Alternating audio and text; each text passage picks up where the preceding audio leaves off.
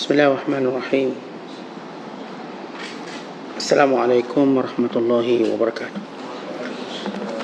Alhamdulillah, wassalatu wassalamu ala rasulillah wa ala alihi wa sahbihi wa man wala wa ba'du.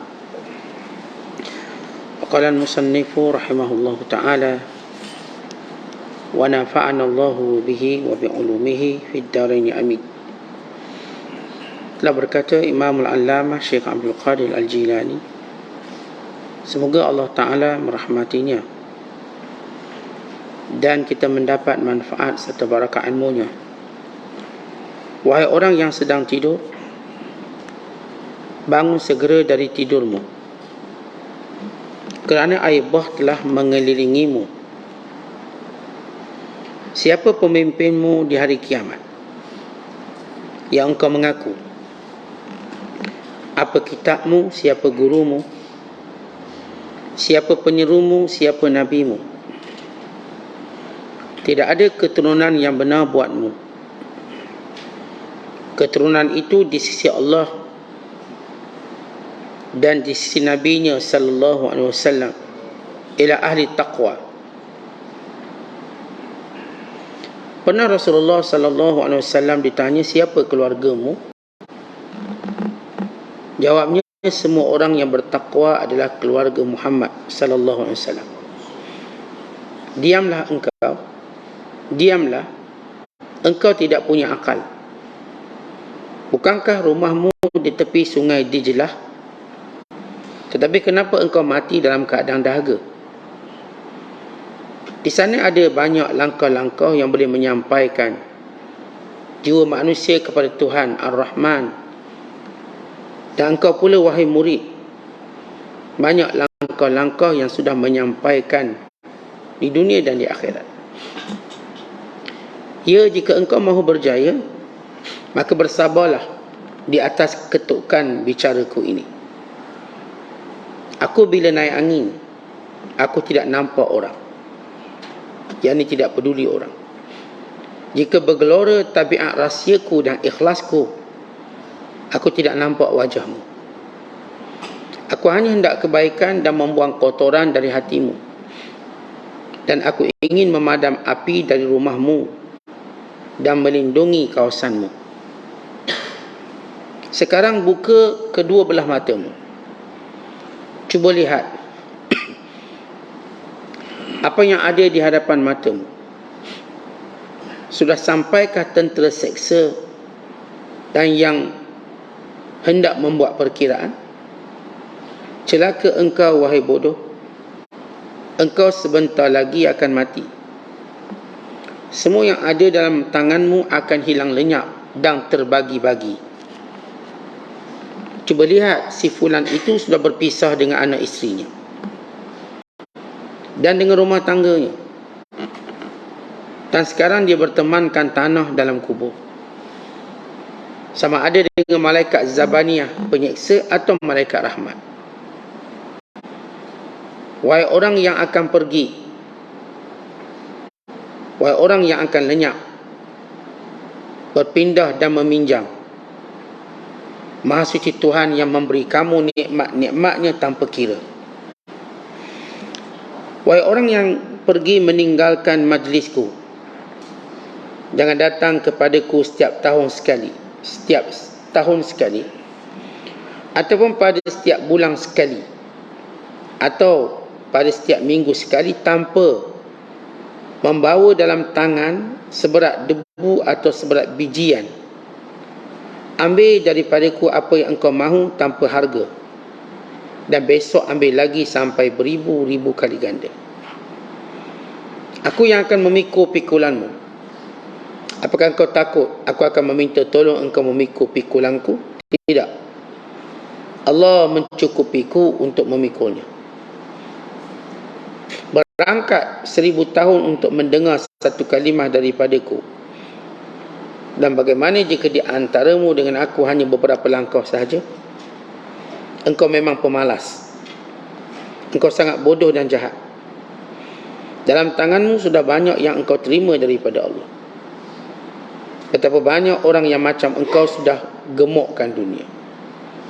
Engkau gemukkannya dengan pangkat dan kedudukan. Kemudian engkau memakannya pula. Jika kita tahu ada kebaikan pada dunia itu, tentulah engkau tidak dapat mendahului kami kepadanya. Ingatlah, kepada semua urusan akan kembali. Ingatlah kepadanya, yakni Allah, semua urusan akan kembali. Apa yang ada pada kami semuanya daripada Allah Ta'ala. Apabila Sidi Jailani turun dari atas kursi, berkata setengah muridnya, sungguh engkau telah banyak memberi nasihat yang keras kepadanya. Lalu disambut oleh Syekh Abdul Qadir, jika dia laksanakan apa yang aku katakan tadi, kelak dia akan kembali lagi kepadaku. Benar kata Sidi bahawa orang itu datang lagi ke majlisnya, dan ada kalanya dia datang bukan pada masa ada majlisnya. Lalu dia duduk di hadapan Sidi Jailani dalam keadaan merendahkan diri penuh tawaduk. Moga Allah merahmatinya. Ya Allah, ya Tuhanku, kurniakanlah kami kesabaran dan kemaafan. Ya Allah, ya Tuhanku, perbantulah kami dalam urusan kami.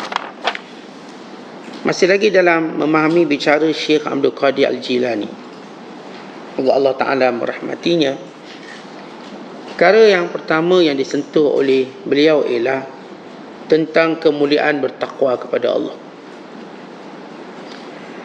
Kemudian yang disentuh oleh beliau juga ialah bagaimana kita melepaskan peluang-peluang kebaikan yang terhampar di hadapan kita. Dan perkara ketiga ialah berkait dengan muhasabah mengingati kematian. Dan perkara keempat tentang kesungguhan kita untuk memperolehi, mendapat ilmu, mendampingi guru. Perkara pertama, bila Syekh Abdul Qadir menyebut, tanya kepada dirimu nilai takwamu yang dibina daripada beberapa asas. Asas takwa itu ialah bila mana seseorang tadi sedar. Kerana itu beliau memulakan dengan berkata, wahai orang yang sedang tidur.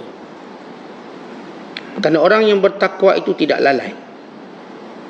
Yang menjadikan seorang itu terlepas dalam nilai takwanya kerana dia tak sedar, masih tidur. Maksud masih tidur di sini leka dengan dunia. Masih tak sedar-sedarkah kita bahawa mana kesudahan kita? Mana berakhir hidup kita? Kalau kita masih tidur, masih bermimpi, masih berangan, masih berkhayal, maka terlepas kemuliaan takwa pada kita. Kemudian beliau menyebut tentang asas dalam membina ketakwaan itu, bersegera bangun daripada tidur. Jadi nak suruh kita sedar daripada tidur, kemudian segera bangun. Yang ni segera berubah. Kita nak tunggu apa lagi? Dengan umur kita, dengan tempoh yang singkat ini, maka bangun.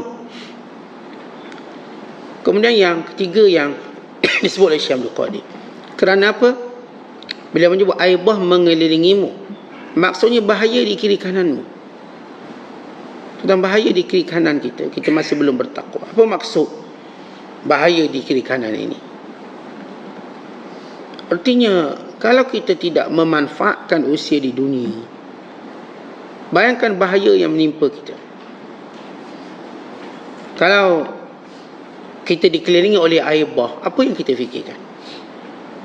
Selamatkan diri, cari tempat tinggi, jerit minta tolong orang. Kerana kita tahu cepat atau lambat kita akan tenggelam. Bahaya sekeliling kita dalam semua perkara. Dalam perkara yang berkait dengan agama kita, dunia kita dan semuanya. Kemudian Syekh Abdul Qadir menyebut, bila kita nak membina takwa, kita kena tahu siapa pemimpin kita. Kerana Allah menyebut orang bertakwa dari pemimpin. Allah berfirman, wa ja'alna lil muttaqina imama. Ya Allah, jadikan kami pemimpin orang bertakwa. Maksudnya orang bertakwa dia ada ikon dia untuk dia ikut. Orang bertakwa dia tak berjalan seorang diri. Dia ada pemimpin yang akan memimpinnya. Dia bersama dengan kelompok dan kumpulan. Sebab ini kita katakan kita tak boleh beragama seorang diri. Tak boleh. Kerana kita perlu saling menasihati. Kita perlu saling ingat mengingati. Kerana sifat kita yang lupa. Kerana semangat kita turun naik. Lalu kita perlu bersama dengan satu ta'ifah, satu kelompok dan kumpulan. Kerana Allah dalam Quran banyak menyebut tentang perkataan ta'ifah, kelompok dan kumpulan. Wal takum minkum ta'ifah, adalah ada di kalangan kamu satu kelompok. Maka dalam membina takwa, kekuatan takwa, tak boleh seorang. Kita perlukan isteri kita, kita perlukan anak-anak kita dalam membina takwa. Kita perlukan sahabat-sahabat kita, kita perlukan guru-guru kita, kita perlukan orang-orang soleh. Sebab itu ditanya mana pemimpin kita. Ya, pemimpin teragung kita ialah baginda sallallahu alaihi wasallam. Ini paling agung. Kemudian Syekh Abdul Qadir menyebut, apa kitabmu? Apa sandaran kita dalam setiap tindakan? Kerana orang bertakwa, dia ada garis panduan. Tuan-tuan tengok bila tersebut penjawat awam yang berdedikasi itu, kerana semua tindakannya dia ada panduan dia, ada perkeliling dia ikut. Apa yang dibuat tak salah. Maka orang bertakwa dan semua tindakannya dia tak mungkin buat tanpa ada satu sandaran hukumnya. Dia mesti ada panduan. Dia tak buat suka-suka. Tuan-tuan bila dicipta kereta, kita beli telefon, dia akan keluar buku manual dia. Tuan-tuan beli telefon, dia ada buku dia, buku manual. Tuan-tuan beli kereta pun ada buku manual. Yang beli kapal terbang pun sama, ada buku manual dia akan baca. Hidup biar berkitab yang berpanduan. Maka kitab kita ialah Al-Quran, panduan yang kita baca siang malam. Dan tidak disebut orang itu bertakwa yang tidak membaca Al-Quran, yang tidak mentadabburinya. Karena Allah menjadikan Al-Quran itu petunjuk bagi orang bertakwa. Dzalikal kitab la raiba fi hudal lil muttaqin. Ila Al-Quran yang tiada keraguan padanya, petunjuk kepada orang bertakwa. Maka apa kitab kita? Kita buat sesuatu tu ikut Quran ke tak? Ikut perintah Allah atau tidak? Biar jelas. Kalau kita membiarkan hawa nafsu menjadi panduan kita, kita celaka. Kita menjadikan kata-kata orang fulan, kata-kata orang ramai, fulan bin fulan berkata demikian, kita juga akan rosak. Kita mesti apa yang Allah kata. Allah kata apa? Apapun kita bermula, apa kata Allah, apa perintahnya, apa larangannya. Maka setiap orang bertakwa dia tahu apa kita. Kemudian Syekh tanya, ini cara membina takwa. Guru kita siapa? Sebab kita tak mungkin dapat memahami kitab itu secara langsung. Kita ada guru. Tak ada orang boleh istighna ani syekh, kata saya tak perlu guru. Dia mesti ada guru. Kerana kalau dia tak punya guru, maka gurunya ialah nafsunya. Dia tetap berguru dengan nafsu. Kalau dia tak punya guru, gurunya ialah tabiatnya, kebiasaan. Kalau dia tak punya guru, gurunya ialah syaitannya. Kalau dia tidak punya guru, maka gurunya ialah kesombongan dia. Maka kita tanya siapa tu guru kita? Tuan-tuan, menjadi satu sunnah pada salafus soleh. Mereka dikenali punya guru. Tanya siapa guru awak, dia akan sebut, ini guru saya. Sehingga mereka akan kata guru saya akan menjadi hujah di hadapan Allah. Kata Imam Syafi'i rahimahullah, ini Imam Malik hujahku di hadapan Allah. Kata Imam Ahmad bin Hanbal, ini Syafi'i hujahku di hadapan Allah. Maka kita pun tanya, mana guru kita? Saya tak guru, saya baca sendiri. Kita berada dalam kebodohan. Kerana kita tak boleh sunyi daripada guru. Kata Imam Abu Hanifah, aku dulu belajar, aku mula rasa pandai. Aku rasa kalau orang tanya apa, aku akan jawab. Ma su'iltu illa an uji. Tiba-tiba sa'aluni amma la a'lam. Aku dapati bila aku dah rasa tanya apa pun aku akan tahu. Maka aku dapati mereka tanya sesuatu yang aku tak tahu. Barulah aku mengetahui aku tidak boleh berpisah dengan guruku. Maka beliau melazimi Hammad bin Abi Sulaiman selama 18 tahun. Kerana setiap kali dia mendampingi gurunya, dia ada jawapan. Tuan-tuan, kita hidup memikul persoalan yang banyak. Soal kait dengan isteri kita, anak-anak kita, pekerjaan kita, emosi kita, banyak. Setiap kali kita dianggap dengan persoalan yang tidak mampu kita jawab. Dan kalau kita jumpa jawab, salah jawapan tu. Hidup inilah persoalan. Dan kita dalam hidup, dalam dunia ini sedang mencari jawapan. Setiap jawapan kita jumpa, maka itulah ketenangan. Setiap jawapan. Dan jawapan itu tak semua ada dengan kita. Sebahagian besar jawapan itu ada pada guru-guru kita. Sebab itu setiap kali kita duduk dengan guru-guru kita, kita akan jumpa jawapannya. Kita akan jumpa banyak jawapan yang tidak terkira banyaknya. Kali itu kita tanya dalam membina takwa, guru awak siapa? Sama ni awak kata halal haram dosa pahala. Siapa tu guru awak?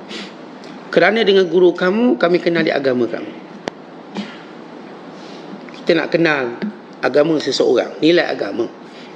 Kita akan tanya antaranya siapa kawan dia? Satu. Yang kedua, siapa gurunya? Yang ketiga kita tanya dia belajar kat mana? Tempat belajar. Suasana belajarnya. Di situ kita tahu agama dia. Kalau dia kata saya belajar pondok ni, madrasah ni, universiti ni, okey. Gurunya? Kawannya? Maka dengan 3 perkara ini dikenali agama seseorang. Kalau dia sebut gurunya sekian-sekian, kita tahu ni orang yang mutamakin, kukuh agama. Dia pun belajar tempat sekian-sekian. Oh, dia punya persekitaran yang baik. Dia pun kata kawan dia sekian-sekian. Kita tahu dia orang yang sentiasa dalam kelompok orang soleh. Maka kita kena tanya dan bina takwa, tok guru kita siapa?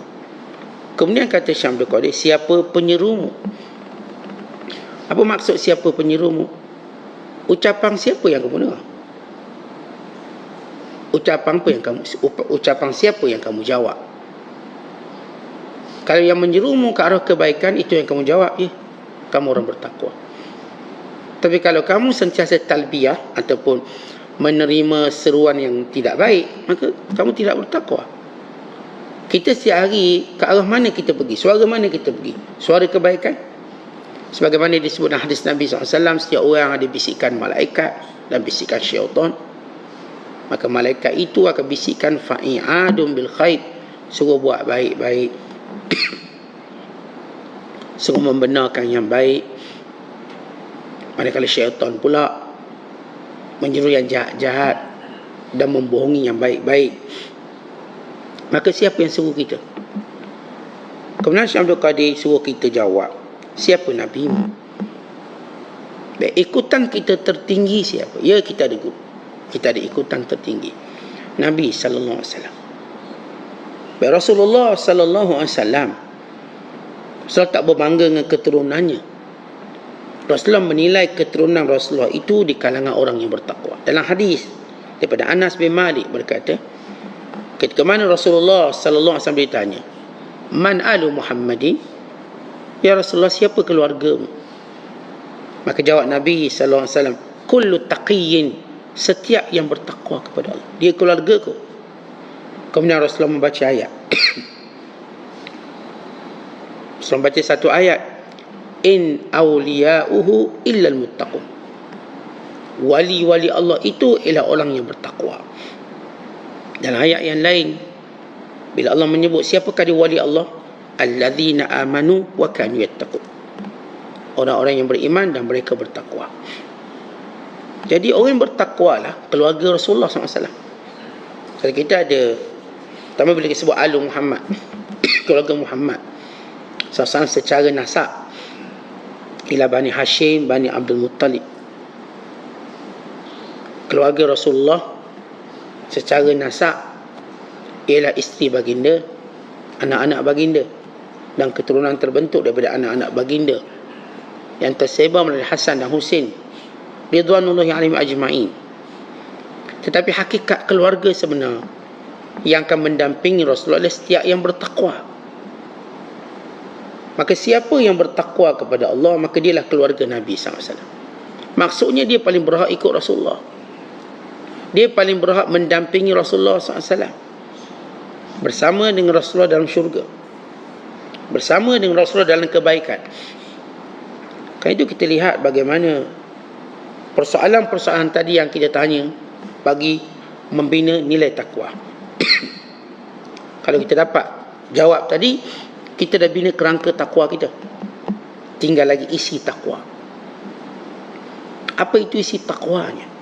Lalu para ulama menggali dalam Al-Quran sifat-sifat orang bertakwa.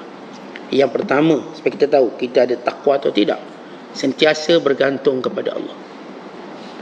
Itu orang bertakwa. Apapun persoalan hidup dia, mana Allah? Kita ke mana kita takut, kita kecewa, kita bimbang, mana Allah? Supaya hilang kebimbangan. Tentang kita bila nak mulakan sesuatu dalam kehidupan, kebimbangan banyak. Orang yang baru nak mula halang rumah tangga, bimbang macam mana nak bawa. Orang yang baru mula nak berniaga, terfikir macam mana perjalanannya. Orang yang baru fikir menjadi bapa, macam mana aku nak didik anak. Orang yang mempunyai pelbagai masalah. Selagi mana Allah tidak hilang dalam hidupnya, maka masalahnya ada jawapan. Sebab itu pergantungan kita pada Allah. Hatta kalau saya tak tahu nak buat macam mana, baik bergantung je pada Allah. Muafakat, bersetuju dengan apa pun takdir Allah. Saya lalu. Kalau saya terpaksa melalui lautan yang luas ini, tengok laut luas, tak apa benda dalam laut ni, ikan yu, ikan jerung, ikan paus, ombak, ribut, semua benda. Tapi kita perlu ke hujung sana. Lalu serah pada Allah. Kalau untung sabuk timbul, kalau untung batu tenggelam, apa pun untung insya-Allah. Baik. Kerana Rasulullah sallallahu alaihi wasallam menyebut orang beriman, apapun keputusan yang berlaku dalam hidupnya baik. Sebab mereka ada syukur, mereka ada sabar. Dengan dua sifat ini, kita jalani kehidupan. Apa pun berlaku, saya sudah terima. Wa imma di sana syukur saya, wa imma di sana sabar saya. Maka syukur dan sabar satu sifat yang ditambat dengan Allah. Sabar kita kerana Allah. Wa ma sabruka illa billah. Dan syukur kita juga kerana kepada Allah. Sebagaimana Allah Ta'ala ajar kita untuk bersyukur kepadanya. La in syakartum, kalau kamu bersyukur, la azidannakum. Kemudian asas yang kedua bagi orang yang bertakwa ialah sentiasa memohon keampunan, talabul maghfirah. Dalam hidup kita selalu sebut bebanan kehidupan kita, tekanan kehidupan kita, dosa-dosa kita, maka mohon keampunan. Setiap kali kita mohon keampunan, apa kata Nabi SAW? Man lazama istighfar, siapa yang melazimi istighfar, memohon keampunan, ja'alallahu min kulli hammin faraja, Allah jadikan setiap duka cita itu jalan keluarnya. Setiap kesedihan itu akan ada kegembiraannya. Wa min kulli dhiqin makhraja, setiap masalah itu ada penyelesaiannya. Warzuqhu min haitsu la yahtasibu, dan datang rezeki tanpa disangka. Kita manusia ni yang jadikan dia lemah, bila dia berfikir tentang rezeki, dia nampak satu lorong, dia akan datang sini rezeki saya. Tak, rezeki tak datang lorong apa yang kamu fikirkan. Rezeki itu datang dengan keajaibannya. Kita kan kalau buat apa-apa cerita bab rezeki, kita pun nampak ni, belah sini je rezeki kita. Kalau kita misal berniaga kawasan, satu kawasan A, kita rasa hanya orang kawasan A tu yang penyebab kita dapat rezeki. Kalau ia mungkin datang daripada kawasan C, D, E, kita pun tak tahu. Kerana rezeki, kalau kita berfikir ia cuma datang dari arah ini, kita akan putus asa. Kerana mata kita cuma melirik kepada kawasan yang akan datang rezeki kita. Kita lupa rezeki itu datang sekeliling kita, sebagaimana datangnya maut. Tuan-tuan, kematian, kita duk fikir mati itu datang ikut perang je. Bila perang mati atau bertumbuk mati. Kita lupa mati boleh datang ketika kita makan. Kita fikir mati mungkin datang bila kita lapar. Mati tak semestinya datang ketika lapar. Kerana mati boleh datang ketika kenyang. Kita rasa mati tu datang bila orang buli kita. Tentang mati tu juga boleh datang ketika mana orang sedang memuliakan kita. Rasa kalau orang buli kita, cepatlah mati kita. Kita rasa mati tu datang bila kita tak ada duit. Bila tak ada duit, kita mesti matilah aku, duit tak ada. Kita lupa bahawa mati boleh datang ketika kita banyak duit. Banyak duit aku tak mati, aku mati dia. Maka ini kesilapan kita memikir arah. Rezeki tidak punya arah. Kalau rezeki punya arah, semua manusia akan berputus asa. Rezeki datang daripada berbagai arah. Sebab itu, bila kita tahu rezeki datang daripada berbagai arah, itu yang menjadikan manusia terus bergantung pada Allah. Arahnya banyak. Kita duk ingat rezeki arah depan, tak, datang arah belakang. Tepi, kiri, kanan. Itu rezeki Allah. Tuan-tuan, kita baling pancing, duk ingat rezeki datang melalui ikan makan pancing kita. Rupanya rezeki kita daripada ikan yang makan pancing kawan kita. Kawan kita dapat ikan, dia kata, ambil ikan, saya tak nak. Sebab isteri saya marah balik ikan. Anjir, kata dia. Sebab isteri saya masuk balik tom yang siap-siap, ikan tak nak. Jadi lihat, rezeki kita datang daripada pancing orang lain. Kadang-kadang rezeki itu datang bukan dari laut yang kita carikan, dari darat tempat kita rasa dah putus asa tak ada ikan. Mengalir kat laut tak dapat ikan. Balik ke darat, ada seorang hamba Allah beri ikan. Kat laut tak dapat ikan, kat darat dapat ikan. Itu rezeki. Rezeki tidak punya arah. Kalau tuan-tuan ingat rezeki itu ada arah, tuan-tuan silap besar. Tuan-tuan akan kecewa, putus asa. Kita duduk tanam pokok, duduk ingat kawan-kawan kita beli, tiba kawan kita semua tak beli, buat muka ketak belaka, habislah. Allah datangkan rezeki itu datang daripada arah lain. Yang kita tak sangka, dia mungkin tak kenal kita, kita pun tak kenal dia, maka berlaku jual beli. Kadang bila kita disyariatkan untuk bekerja, bukan berniaga, supaya kita lihat keajaiban rezeki. Saya katakan kalau kita buka bisnes niaga, pelanggan yang kita datang tu kita kenal tak kenal? Kita kata kita tak kenal. Macam mana dia datang kedai kita? Kita tak kenal dia. Kerana dia datang daripada Allah. Yang kita harap yang kenal tu tak datang. Tak datang. Yang kita tak kenal tahap dia ni, tiba datang.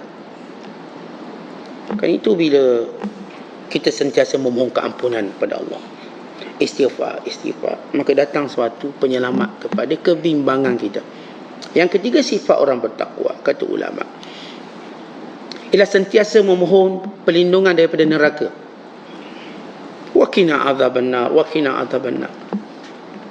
Orang bertakwa memang dia akan banyak berdoa moga Allah lindungi mereka dari neraka. Kerana Allah jadikan neraka itu sebagai amarannya, maka kita patut takut amaran Allah. Bila kita takut amaran Allah, maka datanglah rahmat Allah. Seumpama seorang anak kata, ayah jangan rotang saya, jangan rotang saya. Kita takut rotan ayah. Takut kita pada rotan ayah, mendatangkan rahmat ayah pada kita. Tak apa, lain kali jangan buat. Pergi simpan rotan tu. Mula ayah kata, pergi ambil rotan, kita dah belaga kepala lutut takut. Tengok rotan takut, habislah aku. Lalu kita merayu ayah jangan rotan saya. Kalau ayah mengamankan kita yang berkata, pergi simpan rotan tu. Orang bertakwa dia sentiasa mohon pada Allah selamat daripada neraka. Ketika mana dia menyebut Allah ma'ajirni minan nar. Allah ma'ajirni minan nar. Dia sebut 7 kali lepas solat. Wa imma solat maghrib kita, wa imma solat subuh kita, pagi dan petang. Menaikkan neraka berkata, ya Allah, hamba-Mu berlindung kepadamu daripadaku, engkau lindungilah dia. Dan tidaklah mati seorang anak Adam sesudah menyebut perkataan itu, melainkan Allah melindungi dia daripada neraka. Sebab itu antara wirid kita ialah Allah ma'ajirni minan nar, wa ma'ajirni minan nar. Sehingga Rasulullah menyatakan, ta'awwazu min azabil qabr wa min azabin nar. Berlindunglah kepada Allah daripada azab kubur dan azab neraka. Dalam hadis yang antara doa, Rasulullah SAW ketika tahiyat, Allahumma inni a'udzubika min azabi jahannam. Ya Allah, aku berlindung kepadamu daripada azab neraka jahannam. Rasulullah minta. Maka sementara kita, sebelum Rasulullah beri salam, Nabi minta 4 perlindungan. Allah lindungi baginda daripada 4 perkara. Allahumma inni a'udzubika min azabi jahannam, wa min azabil qabr, wa min fitnatil mahya wal mamat, wa min syarri fitnatil masih dajjal, wa min haula'il arba'. Ya Allah, aku berlindung kepadamu daripada azab neraka jahannam. Ya Allah, aku berlindung kepadamu daripada azab kubur. Ya Allah, aku berlindung kepadamu daripada fitnah kehidupan dan kematian. Ya Allah, aku berlindung kepadamu daripada kejahatan, fitnah, masih dajjal. Ya Allah, aku mohon perlindungan padamu daripada 4 perkara itu. Haula'i arba'. Orang yang sentiasa minta perlindungan kepada Allah dari neraka itu sifat orang bertakwa. Dan yang keempat, sentiasa sabar dalam mentaati Allah dan sabar dalam meninggalkan larangan Allah dan sabar atas segala ketentuan Allah. Ini sifat orang bertakwa yang kita ambil daripada Al-Quran. Kalau namanya orang bertakwa, kita akan tengok dia sabarnya dan taat Allah. Sabar, tak banyak alasan dia, tak terkalah oleh alasan. Dia sabar dalam buat taat. Sabarnya dalam meninggalkan yang haram. Tak mudah dia nak kata darurat untuk dia melakukan yang haram. Dia sabar. Tolak rasuah, biarlah tak dapat projek, sabar. Tolak yang haram. Nak dapat jawatan ni boleh, tapi tak boleh solat Jumaat. Kena terlibat dengan arak. Sabar. Daripada melakukan perkara haram, nanti datang rezeki cara lain. Dan sabar dalam menghadapi segala takdir Allah. Takdir Allah sebahagiannya tak datang ikut apa yang kita nak pada permulaannya. Semua takdir Allah ini asalnya baik untuk kita, kerana ia akan memberikan kepada kita ilmu, pahala, syukur pada setiap takdir Allah. Dia baik untuk kita. Tapi kita ni orang yang hidupnya kelang kabut. Sebagaimana Allah sebut dalam Quran, wa kana al-insanu ajula. Adalah manusia itu sifatnya kelang kabut. Dia kalau dapat sesuatu tak suka, dia mula kelang kabut. Wah, dia rasa macam dah mati dah dia. Tenang, belum mati. Dia duk fikir bila perahunya mula bocor, dia mula kelang kabut, mati dah aku, tenggelam dah aku. Tenang. Pada bocornya kecil, cuma ditutup dengan ibu jarinya, maka selesai. Tapi cara dia terima masalah tu, sehingga menghilangkan kewarasan diri dia. Dan sebab itu bila kita ada masalah, jangan cepat gila, jangan cepat jadi gila. Ada masalah jangan gila. Ada yang kita pun macam tak ada. Penyelesaian memang cara yang negatif. Ramai orang lihat penyelesaian satu benda negatif. Yang namanya suami isteri, bila ada masalah nampak penyelesaiannya cerai, negatif otak dia. Soal itu boleh menyelesaikan. Sejak bila itu boleh menyelesaikan? Yang nama adik-beradik, bila masalah penyelesaiannya gaduh, jangan tegur siapa, masang muka. Itu bukan penyelesaian. Penyelesaian tidak akan membawa kepada perkara yang negatif. Penyelesaian ialah membawa kepada yang positif. Itu penyelesaian.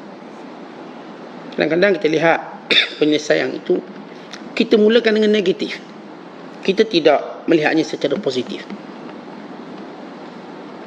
Bagi kita kalau ada masalah, okey, ini cara dia. Keras cara kita, gaduh cara kita, berbalah cara kita, bertumbuk cara kita, memaki cara kita.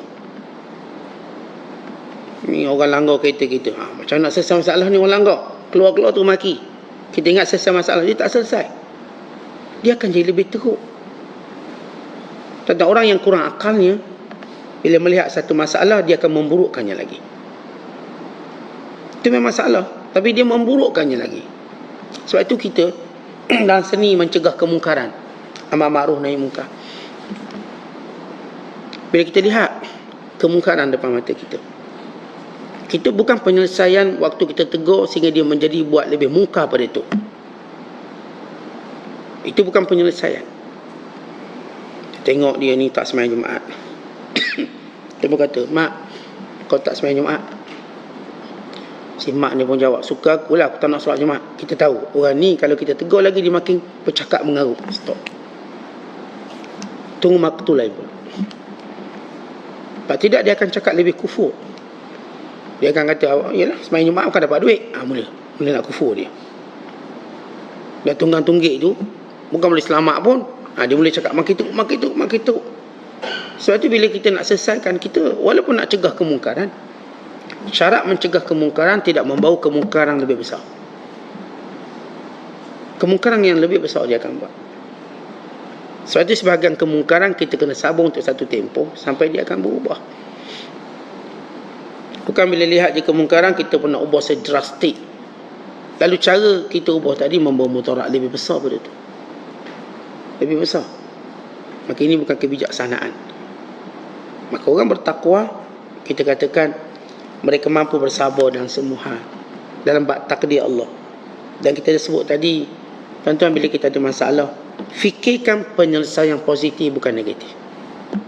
Kalau saya sebut suami isteri tadi gaduh je, minta cerai, file mahkamah, bla bla, kita dah tak sesuai duduk sekali, kita itu keungkapan yang kita ada. Dengan pengalaman kita hidup di dunia, hanya itu jawapan kita pada setiap permasalahan kita, rungkaiannya. Kalau berbalau, biar ni kalau bercakap boleh cerai ni, maka diam.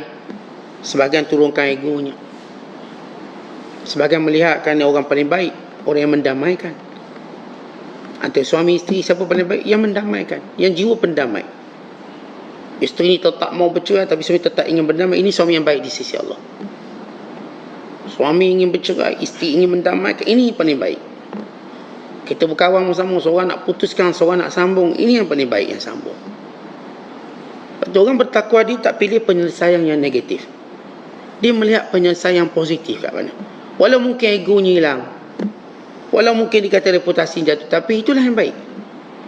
Maka dia merendah diri untuk mendapat kebaikan lebih banyak.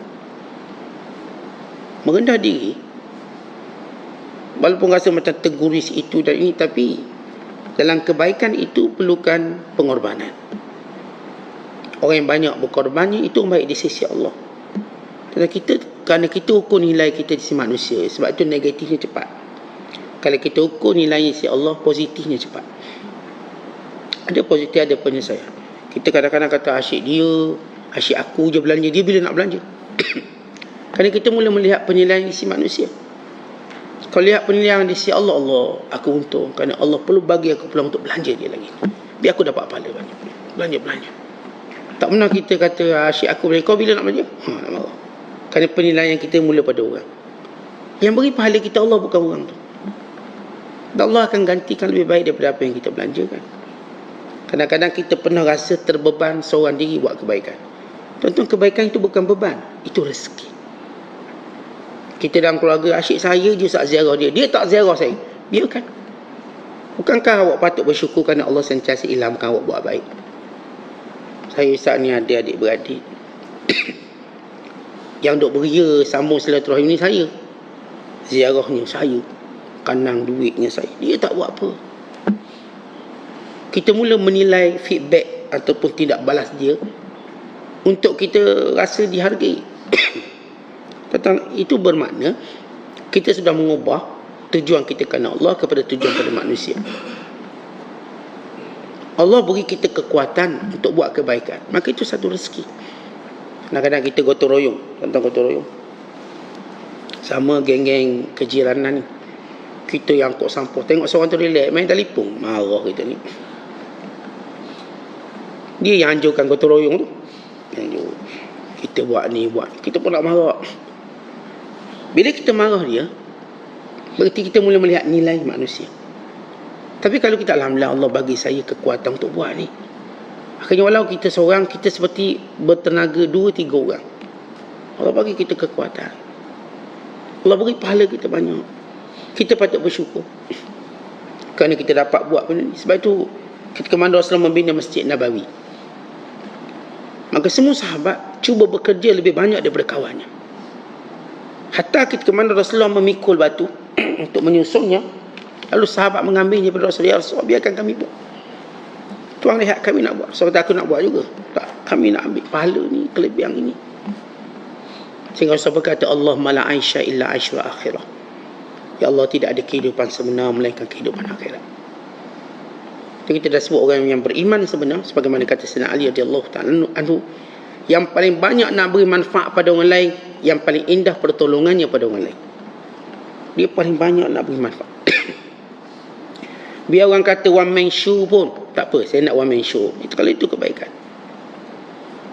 Allah beri kita sihat tubuh badan, sekian-sekian untuk kita buat baik.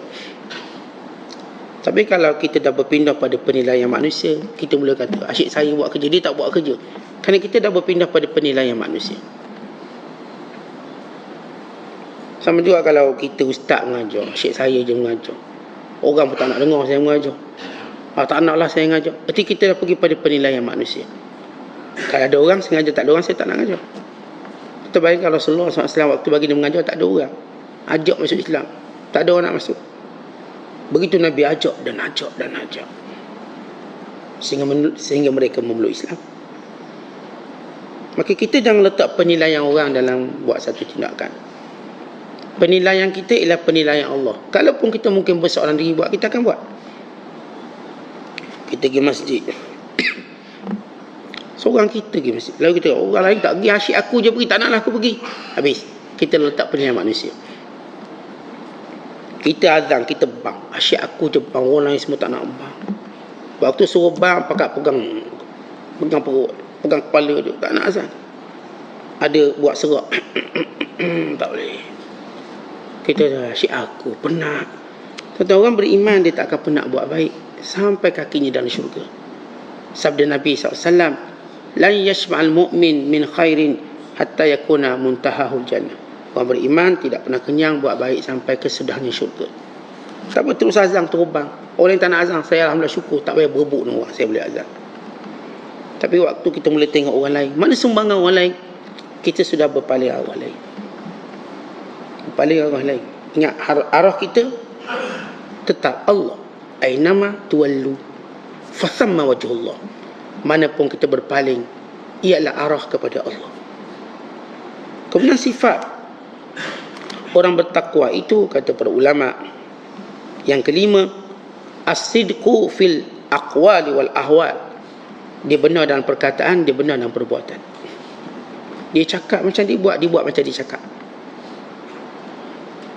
Tidak berselisih antara dua perkara ini. Itu yang dia cakap, itu dia buat. Itu yang dia buat, itulah yang dia cakap dulu. Saya tengok dia buat macam ni, itulah yang dia cakap dulu. Apa yang cakap, dia buat. Apa yang dia buat, dia cakap. Itu sifat orang bertakwa. Dan yang keenam, kata ulama, al-qunut alladhi huwa dawamut ta'ah ma'al khusyuk. Dia sentiasa taat pada Allah dengan khusyuk. Maksudnya dengan bersungguh-sungguh. Tadi kita sebut sabar dalam taat. Ini ialah dia sentiasa kehidupan dalam taat kepada Allah Ta'ala. Jadi dalam setiap masa dia ialah ketaatan dan nampak kekhusyukannya. Dan seterusnya, kata ulama, ialah al-infaq. Orang bertakwa sentiasa infak. Dia mesti fikir infak, yang ini bersedekah. Sedekah tu mesti satu kebiasaan dia. Dia bukan benda yang part time, bukan. Itu hidup dia. Sebagaimana hidupnya sentiasa perlu bernafas, hidupnya sentiasa perlu makan dan minum, hidupnya sentiasa perlu kepada bilik air, dia melihat keperluannya pada sedekah. Dan sifat mereka ialah kazmul ghaiz, menahan kemarahan. Sebab itu orang bertakwa tidak banyak kemarahan kita dengar daripada dia, melainkan pada waktu tertentu. Ini pada semua tempat marah ni marah. Marah je dia. Tentang kita, setiap tempat, memang kita tahu ada tempat yang kita akan rasa nak marah. Takwa kita akan menjadi pendinding, atau disebut sebagai kazim, penahan al-ghaiz, kemarahan. Lagi tinggi takwa seseorang pada Allah, lagi kuat penahan dia. Sebab itu Nabi SAW menyatakan yang paling kuat, yang paling tahan marah. Laisa syadid bisur'ah, innama syadid man yamliku nafsahu indal ghadab. Bukanlah gagah tadi kerana bergusti, Gagah ialah orang yang mampu menahan dirinya ketika marah. Kalau kita tengok dalam diri kita, bila kita marah? Bila kita marah? Dan kenapa kita marah? Dan apa natijah lepas kita marah? Kalau kita marah kerana Allah, ada hukum hakam Allah, anak kita tak semayang, itu natijah lepas tu dia rajin solat. Okey, silakan marah. Tapi kalau kita marah, natijah selepas itu tanafurul qulub, berjauhan hati, jangan marah. Lepas tuan-tuan marah tadi, dia berjauhan hati itu, tak bertegur siapa tu, berbaldah, maka jangan ulang kemarahan tadi, ia merugikan kita. Okay, lebih baik kita memilih bertahan. Suatu orang marah yang bijaksana ni, dia akan lihat kesan dia marah tu ke mana. Kalau kesan dia marah jadi positif, sila marah. Marah kamu tu nasihat. Tapi dek kerana dia marah negatif, atau kita kata saya kalau tak marah, tak buat kerja dia orang ni, silakan marah. Kan itu memang positif. Anak-anak ustaz kalau kita tak marah, tak baca buku, silakan marah. Kerana dia dah buat benda positif, kelak dia berterima kasih sebab kita marah dia. Kita pun ingat, ustaz saya kalau mak saya dulu, arwah mak saya, ayah tak marah saya, tak pandai ngaji saya ustaz. Sebab dia marahlah saya pandai ngaji. Kalau tidak mak ayah saya ustaz yang ambil berat tentang pelajaran, saya mungkin tak ke mana belajar. Dia mak ayah saya kalau ponteng siap. Kalau ponteng saya tak boleh makan nasi ustaz. Tak boleh makan nasi. Satu hari jangan makan nasi. Dia punya marah dia. Misalnya. Jadi bila kita nak marah, satu benda yang perlu kita lihat yang penting kata ulama ialah natijah dia. Kalau tuan-tuan marah lepas tu natijahnya positif, memang itu marah yang betul. Tapi bila kita marah natijahnya negatif, maka berhenti. Jangan berterusan, kerana ia akan lebih teruk. Anak-anak kita bila marah tu tak balik rumah, berhenti, fikir cara lain. Anak-anak kita bila marah jadi berdendang dengan kita pula, berhenti, ia tak beri manfaat. Maka setiap orang kena lihat natijah kemarahan dia. Suami bila marah isteri, akhirnya isteri balik kampung, tu tak balik-balik rumah dia, habis. Itu bukan cara betul, natijahnya tak betul. Tapi lepas marah, isteri tu jadi solehah, tu jadi wali Allah, marahlah dia. Suami pun sama, isteri marah, lepas marah dia makin teruk, dia tak nak jalankan tanggungjawab, maka jangan marah. Tapi lepas kita marah suami kita, saat tu jadi soleh, tu jadi tok imam. Asal tak pergi masjid, marah-marah, abang dah pergi masjid, dah abang jadi imam tadi. Dia punya berkat marah bini dia, suami ni daripada tak pernah jadi makmum, bertukar jadi imam terus. Jadi marah tu okey, silakan. Tapi sifat orang bertakwa, dia akan menilai marah dia, ke mana arah marah dia. Kalau marah tak ada manfaat, cuma nak puaskan hati kita, nafsu kita, maka orang bertakwa tak akan jadikan macam tu. Marah bukan untuk memuaskan hawa nafsu kita. Marah untuk kita ubah sesuatu jadi lebih baik. Tapi kalau dia tak berubah, artinya bukan penyelesaiannya marah. Tuan-tuan sakit, makan ubat tu tak sembuh, mana ubat tu bukan, ubat lain. Takkanlah tuan-tuan, saya tetap makan ubat ni sebab doktor kata inilah ubat ni. Tak. Doktor sini kalau tuan-tuan pergi, kita cakap doktor saya dah makan ubat tak sembuh, tak apa, kita tukar ubat lain pula. Dia tukar ubat lain pula. Tak mungkin seorang doktor kata satu ubat ni, betul saya dah makan tapi tak sembuh. Tak, awak kena makan sampai sembuh, atau sampai awak mati dulu. Tak, kita orang bijak, orang cerdik. Kalau kita nampak satu tu tak boleh selesai, kita akan pindah ke lain. Kalau saya sakit, saya makan ubat tak sembuh-sembuh, saya akan pindah ke lain. Tak payah doktor cakap pun saya akan pindah. Saya mula buat cara lain. Macam saya sebut tadi, marah tadi bukan untuk puaskan nafsu kita. Marah satu cara untuk kita selesaikan. Tapi kalau tu benda menjadi akthar ta'akkudan, makin kusuk masai, maka jangan. Tahan marah, itu sifat takwa. Dan di antara sifat orang bertakwa ialah al-afu liman man asa'a ilaihi, sentiasa bersifat terbuka untuk memaafkan orang. Kita tuan-tuan, kalaupun kita gaduh berbalah, kita sentiasa membuka pintu kemaafan anytime. Kita bukan jenis berdendam. Memanglah kita marah, memanglah kita itu dan ini, tapi pemaaf kita bukan sikit. Pemaaf kita bagaikan lautan, saya maafkan. Bahkan kita mendoakan keampunan Allah padanya dan pada kita. Dan orang beriman sentiasa sifatnya pemaaf. Itu memang sifat orang beriman. Sebab yang menjanakan, jana kuasa dia ialah takwa. Sebab kita tahu kelebihan orang yang memaafkan. Bila Abu Bakar Siddiq nak marah pada Mistah bin Uthal, marah Mistah ni, apa kena dia fitnah anak aku ni, Aisyah radhiyallahu ta'ala anha. Fitnah pula bukan kecil, fitnah zina, menuduh Aisyah berzina, satu fitnah besar. Dia pula menjadi tukang viralnya dia, marah. Tapi Nabi SAW kata, wahai Abu Bakar, marah Abu Bakar sampai Abu Bakar tak nak lagi tolong dia. Kata Rasulullah, tak boleh macam tu, tolong dia, dia susah kita tolong, dan maafkan dia. Tidakkah kamu suka kalau Allah maafkan kamu? Lalu kata Abu Bakar, bahkan aku suka. Kalau suka kau maafkan dia, moga Allah maafkan kamu. Tetapi orang yang berjiwa pemaaf, maka Allah lebih pemaaf kepada dia. Allah akan berkata, aku lebih berhak memaafkan dia daripada dia memaafkan orang tu. Maksudnya aku yang lebih pemurah pada dia. Kerana orang yang boleh memaafkan orang ini ialah orang yang pemurah. Pemurah, waktu dia memang tak apa, saya lupakan. Tak apa, saya maafkan. Dan sifat orang yang bertakwa ini, yang terakhir sekali, ialah dia tidak akan berterusan buat dosa. Kata hidup ni memang ada dosa, sikit banyak adalah. Tapi orang bertakwa dia tak akan terus buat dosa yang sama. Tak mungkin kita naik kereta, setiap kali nak buat lubang, kita masuk lubang, langgar lubang. Tentang untuk kali kedua kita dah alert, sini ada lubang, sini ada lubang. Jadi kita bila masuk satu highway dah tahu sini ada lubang, sini ada sekian, kita dah tahu. Sama dalam hidup kita dah tahu ini dosa, maka kita kena elak. Maka orang bertakwa tidak akan berterusan melakukan dosa. Itu habis tentang perbahasan kita tentang hadis yang dibawa oleh Syekh Abdul Qadir Jilani.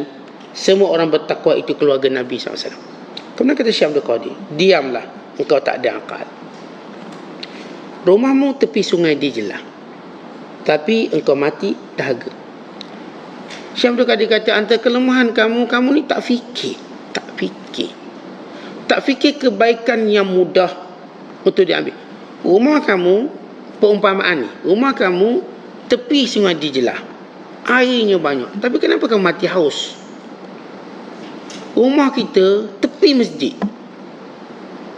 rumah kita tepi rumah tok guru, orang alim. Kenapa kita tak ambil manfaat, lalu kita mati kejahilan? Aneh. Kadang-kadang rumah kita berjiran dengan para ulama, orang soleh, tapi kita mati dalam keadaan kejahilan. Kan nampak kita ni orang tak ada akal. Patutnya dah ada orang alim di tempat kita, maka ambil manfaat, ambil ilmunya, ambil nasihatnya. Dia memendekkan langkahmu pada Tuhan. Kita, tuan-tuan, bila kita nak pergi ke satu destinasi, kita akan cari transport yang paling cepat kita sampai. Tuan-tuan nak pergi Kuala Lumpur, paling cepat tuan-tuan naik apa? Kapal terbang. Lagi kereta yang laju. Kita orang yakin akan sampai ke tempat kita tuju. Kita nak sampai kepada Allah, maka apa kenderaan kita? Saya sendiri jalan kaki, lambat sampai. Bayangkan kalau seorang telah memutuskan untuk jalan kaki daripada Pasir Gudang pergi ke Kuala Lumpur, agak-agak berapa hari sampai? Mungkin tak sampai, mati dia, kepenatan. Ataupun dia pergi Kuala Lumpur naik bas berhenti-berhenti, batu dia berhenti, agak-agak pujang sampai, lambat juga Ustaz. Atau dia pergi Kuala Lumpur naik basikal pula, agak-agak berpujang sampai, lambatlah. Dia pergi Kuala Lumpur naik kereta, tapi kereta tu sejam, kena rehat lama. Sebab apa semua naik? Heater semua naik, suhu. Bawa sejam, kena rehat 4 jam. Kereta dia ni lambat. Dengan satu kereta yang Masya Allah, yang dalam tu ada peti air sekali. Kereta tu, peti air ada dalam tu, selimut ada dalam tu, bantal ada dalam tu. Tuan-tuan duduk tidur je sampai KL. Sama lah kita nak sampai pada Allah, kita belajar dengan tok guru kita. Sama dengan tok guru kita, ada belajar makan ada, minum ada, semua cukup. Datang belajar, sarapan selesai, siap. Maka tengah hari pun ada, makan malam pun ada. Perumpamaannya, maka kita akan lebih cepat sampai kepada Allah. Lepas tu kata Syekh Abdul Qadir, kamu ni memang tak ada akal, duduk tepi sungai Dijlah tapi mati haus. Sedangkan untuk kamu dekat dengan Allah tadi, peluangnya cukup cepat. untuk menyampaikan kamu pada Allah. Tapi kamu melepaskan peluang. Kita akan faham ibarat Syekh Abdul Qadir seterusnya. Ya, jika engkau mahu berjaya, maka bersabar atas ketukan bicaraku ini. Sabar dengan guru. Bila aku naik angin, kata Syekh Abdul Qadir, idza ja'a jununi, aku ni kalau naik angin nak marah, aku tak nampak orang. Maksudnya aku tak kenal siapa kamu. Mu ni khalifah ke? Mu ni jawatan tu ke jawatan ni, aku tak kenal. Kalau aku marah kerana Allah. Dan aku bila datang keikhlasanku, maka aku tak nampak wajah kamu. Aku akan cakap betul-betul je. Takkan aku mengampu kamu. Kamu mungkin sakit hati, kamu mungkin tak suka. Tetapi tujuan aku mengatakan demikian supaya terpadam api dalam dirimu, api dalam rumahmu, api sekelilingmu. Ini kejahatan yang akan membinasakan kamu. Maka kadang-kadang masalah kita anak murid, kita terlepas ataupun kita gagal untuk mengambil manfaat dengan semaksimum dengan ulama-ulama yang ada sekeliling kita. Gagal.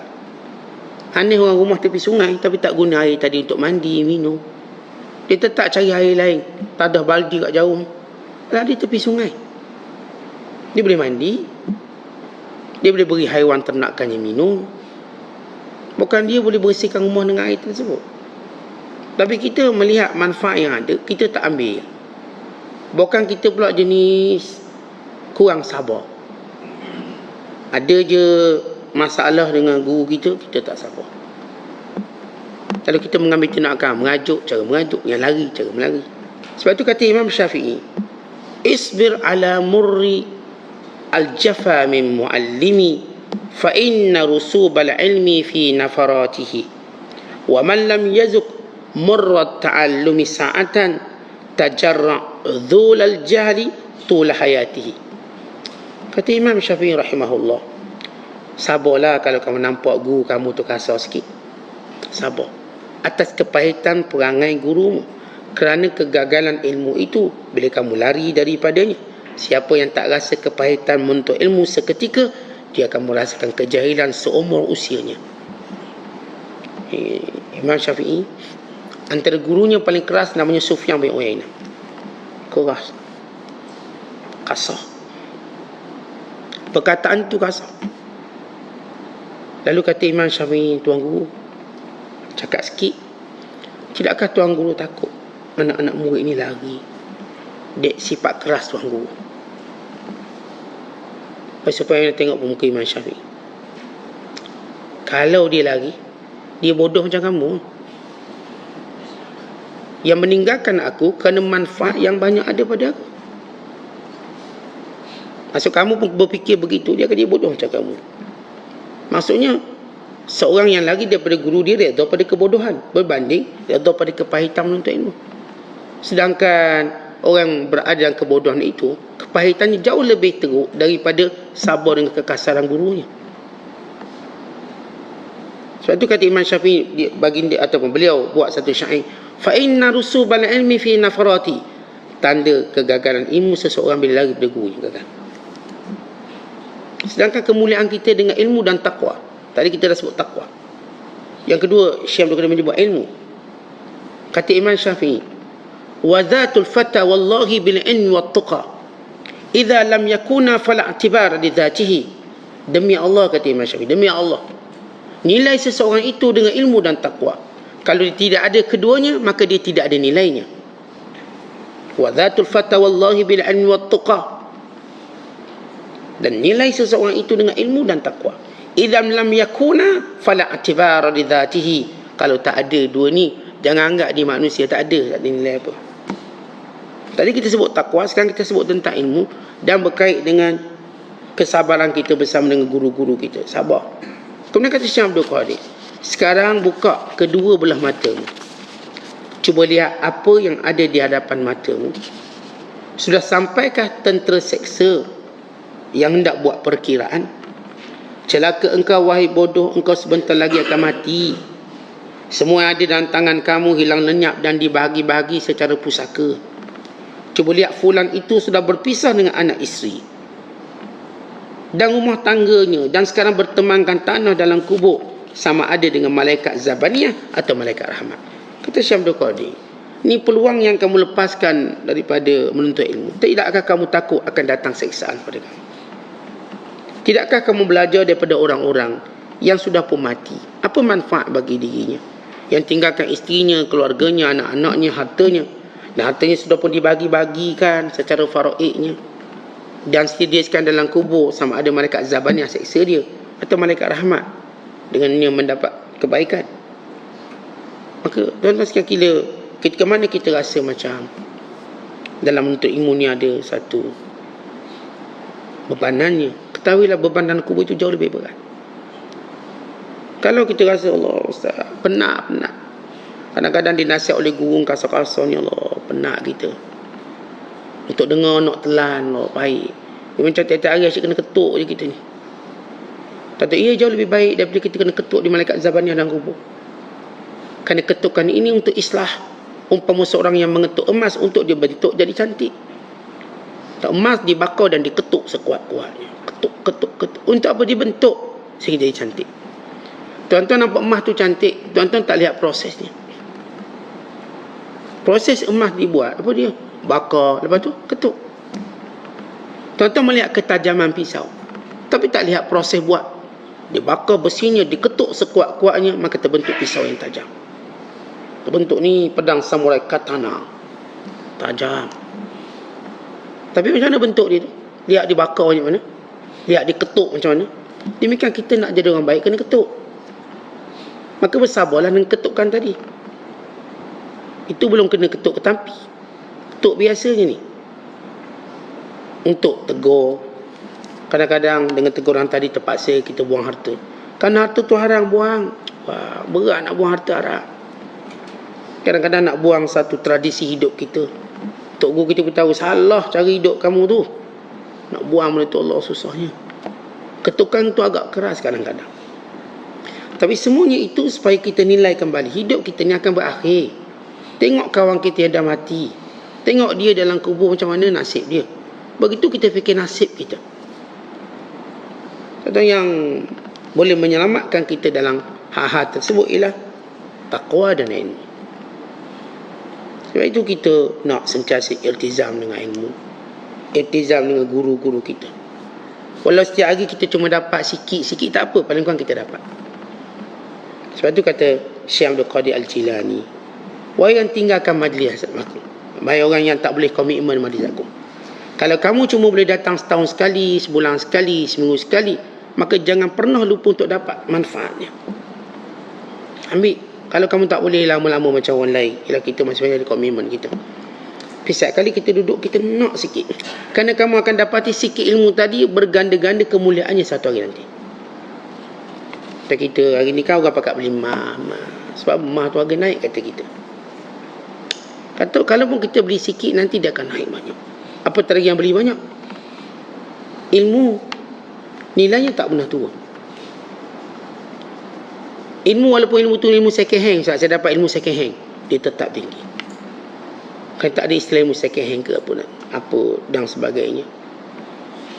Tentang dunia, dia akan menjadi second hand, third hand. Akhirnya no hand pun boleh. Berapa harga? Dululah 100, sekarang 50 kan. Tapi bila pergi pada ilmu akhirat, makin lama makin bernilai. Apatah lagi waktu kita bertemu dengan Allah. Betapa kemuliaan ilmu tadi. Terlalu mulia ilmu sehingga kita dah cerita bagaimana kisah para alim ulama dulu. Mereka nak mati dalam majlis ilmu. Mereka nak mati dalam keadaan ditahu satu ilmu tersebut. Kata Syekh Abdul Qadir, kalau kamu tahu, kamu sanggup melakukan perjalanan beribu batu untuk dapat satu ilmu, apatah lagi kamu duduk dekat dengan aku. Kalau orang tu tahu majlis ilmu ni lebih, beribu batu dia datang, masih untung. Apatah lagi duduk dekat dengan aku ni, ambil ilmu. Sebab itu kadang-kadang masalah kita ni jenis nak jauh, dekat tak nak. Walau dekat tu lebih beri manfaat pada kita. Bila nak cari jodoh, jauh cari jodoh. Padahal dekat depan rumah. Cari jumpa depan rumah juga. Kan buang masa banyak. Sebab itu menjadi tradisi pada ulama. Mereka tak akan belajar ilmu yang jauh sehinggalah habis. Guru-guru yang dekat kata tak boleh lagi belajar dengan kami, pergi belajar orang lain. Bagaimana ada guru yang dekat, kita tak akan pergi pada guru yang jauh belajar untuk ambil manfaat. Melainkan kita dapati guru tadi banyak manfaat dia, banyak, dan diakui oleh guru-guru terdekatnya. Ni ambil ilmu. Jadi masalah kita itulah, bila kadang-kadang berpeluang dekat, kita cuba jauhkan diri. Berpeluang dah dekat ni, tapi jauhkan diri. Kerana tak sabar, kerana perangai kita ni ialah malahnya ada, mengajaknya ada, semua ada. Kita orang menuntut ilmu dengan jiwa tisu ni tak boleh. Jiwa cepat koyak ni tak boleh. Sebab kita dalam ilmu ini dia membentuk. Dan guru-guru kita inilah ayah kita. Dia seperti ayah kita secara dalam agama. Ayah kita itu pada nasabnya, ia ayah. Guru kita pada agamanya, dia ayah. Sebab itu kata ulama, asyuyukhu fil ilmi aba'un fid din. Guru-guru dalam ilmu ini ialah ayah-ayah kita dalam agama. Dia ayah. Bila kita sebut ayah-ayah dalam agama, maka kita kena hormat dia. Dia ayah kita. Tuan-tuan berani tak kita nak lawan ayah? Boleh, tak ada haka. Macam tu lah guru kita. Dia macam ayah. Dalam hadis Nabi kata apa? Innama ana lakum mathal walid li waladihi. Perumpamaan aku ialah seperti perumpamaan seorang ayah pada anaknya. Kata ulama, Rasulullah SAW sebagai guru dan para ulama itu guru, maka guru itu umpama ayah pada anaknya. Maka di situ kita tahu macam mana pun ayah nasihat kita sebab dia sayang kita, kasar dia sebab dia sayang kita. Maka ini kemuliaannya. Wallahu a'lam. Assalamualaikum.